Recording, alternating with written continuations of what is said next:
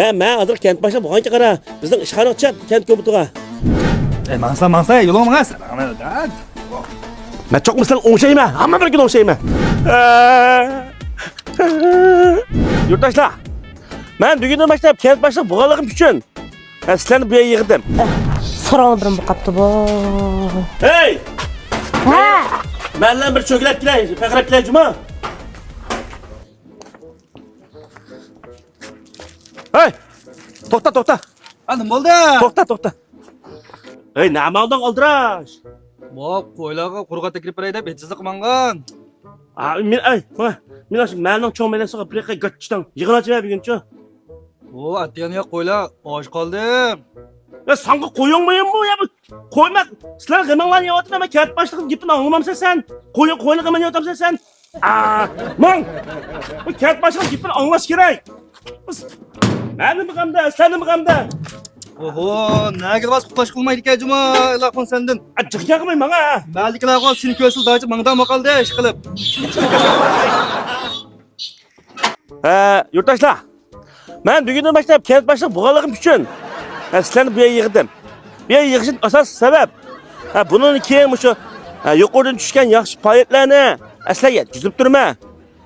Sizlar men aytib qatnash ovoz qo'shib, shu faoliyatlarga yaxshi qatnashib, o'ylarimdan pok tutib, qilsanglar, mana men shu kent boshliq bo'lganligim uchun o'z yonimdan chiqarib, mana qo'limdagi shaltoji marksizlikka uzun danliq yurishni sizlarga sovuq qilma. Ma'noni polo aytamizlar. Mifan qilamizlar. Besh o'xshaydi. Shuning uchun aytib oz qo'shishimiz kerak. Qani javob. Javob bo'ldi ha. Rahmat. O'tirib oldi hamda, o'tirib oldi. Shu bilan birga bugun men eng yangi o'tirishlarni yana o'tirmoqchi. Bu yerda bir turlik ishlar bor.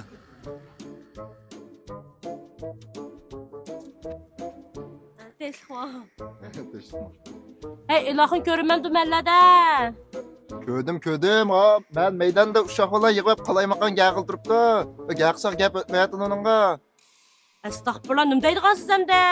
Malga chiqib bir paqirab yetkirma deb ketgan bu. Yana osh qilgan qipti-da. Hey, men ber paqay bo'lsa. Bo'ldi. Maqula. Bunga ziyon ishlarga aralashmay. Malimizga to'p qo'shdan ishlarni qilsak bo'ldi. Men aytib ovoz qo'shingizlar, menga masingizlar. Hey, masxon qilib yurgan ishini. Hey, ilfura! Hey, chapaska. Hey, nima qilib yursan? Mana. Voy yuzim o'g'og'an deyishayapsiz menga. Qora xalqimizni qochiryapting. Yig'in atachimiz juma.